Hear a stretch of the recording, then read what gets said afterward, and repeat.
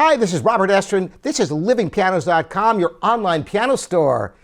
And today I'm going to tell you about the man who could sight read anything on the piano. Now that seems like a bold claim. So let me back up a bit and give you some perspective on this.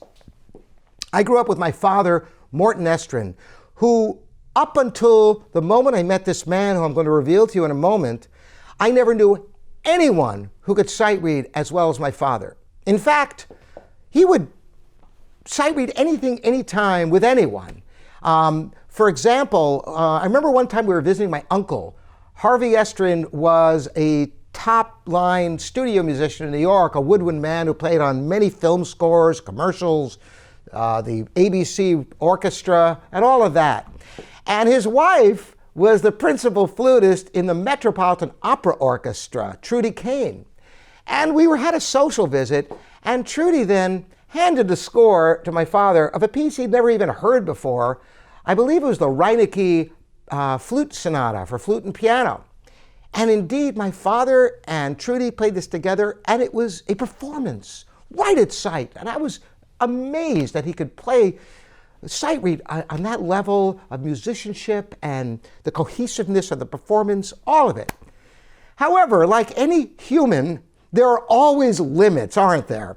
Now, I was actually majored in both piano and French horn at the Manhattan School of Music, and I played French horn from the time I was in 4th grade. And my father was kind enough to accompany me whenever I'd ask him. As a matter of fact, I probably pushed that a little harder than I should have in retrospect, because he worked so hard between his performing and his teaching, but he was so gracious about it. Well, there was this one piece in particular, a concerto.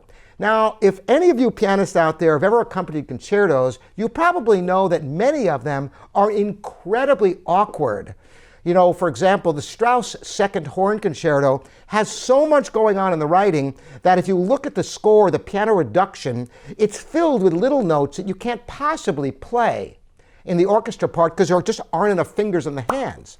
Well, sometimes there are other problems. For example, the Telamon Horn Concerto. Now, Telamon is credited with composing more music than any other composer who has ever lived. So this is a rather obscure work, except maybe to French hornists. My father was kind enough to accompany me on this, and in fact, I have the music to that. And in looking at the score, I can see that he wrote in fingering, so he practiced this. Now, I'm just going to try to play, just for an ear, I don't have the score here, what the orchestral part is like, the violin part. And of course, repeated notes on strings is easy. The bow goes back and forth. On the piano, it's not so easy. You can see why he wrote in fingerings for this.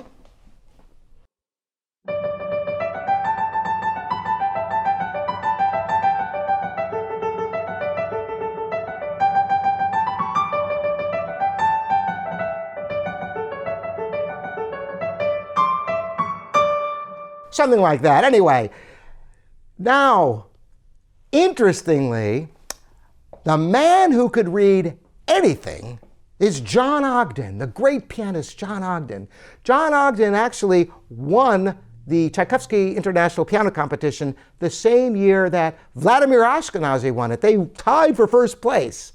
And Jon Ogden had an illustrious career. His recordings of the Brahms concertos, his Liszt recordings, spectacular pianist. Well, it became to our attention, all of us who studied with him at Indiana University, that he could sight read anything. So we would, come into lessons and we'd put scores in front of him. It seemed like there was nothing he couldn't read. But, you wonder if maybe he knew the pieces. Well, he was such a gentleman and a sweet man. He invited me to his home, and he said, "Bring my horn." He'd accompany me, and I couldn't even believe it. And I brought a stack of music, and just for fun, I brought that Telamon Concerto with that impossible part. Now, what I haven't told you yet is that as hard as that is with the repeated notes, underneath those 16th notes in the right hand were 8th notes in the right hand. So it was like harder than the second Chopin etude, because you've got every other note, you've got a note underneath it in the tenor line in just the right hand. My father didn't even bother trying to play those other notes, and he indeed practiced to the point of writing in fingerings just to be able to negotiate the repeated notes. Well, wouldn't you know it, I put the score in front of Jon Ogden. He said, no, I've never seen this. And I said, well, it goes kind of fast. He sailed into it even faster than I played it and nailed it perfectly, and he didn't leave out any notes. If I hadn't seen this with my own eyes and heard it with my own ears, I would tell anyone that this is absolutely impossible. But yet, Jon Ogden could read anything. So that is the interesting news for today. Again, I'm Robert Estrin here at livingpianos.com. You're welcome to subscribe to our video channel, and you can ring the bell so that you'll get all the updates. And hey, share this on your social networks if you like. We want to share all we've got and keep piano alive. That's my mission in life, and I hope that you're on the same page with me. Thanks so much for joining me. We'll see you next time.